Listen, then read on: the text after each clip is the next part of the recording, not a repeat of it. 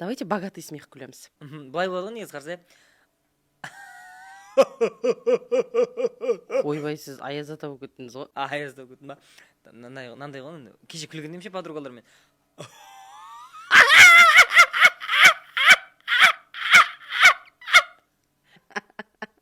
Қандай бар тағы? Тағы мынандай бар мен. Деп күлетін бар.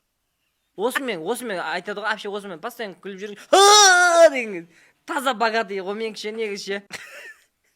Осы үсті күлем өзім богатый. Сен қайтып күлесің сен өзің ал. Ой алдыма.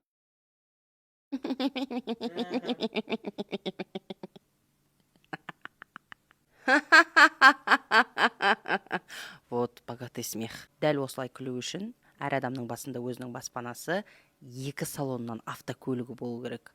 Ал оны алу үшін менің постым астындағы ссылкаға өтсеңіздер, родной 2 фильмін бар жоқ 2 мың теңгеге аласыз да автокөлікті үйлі боласыз башаларыңызға. Сәттілік.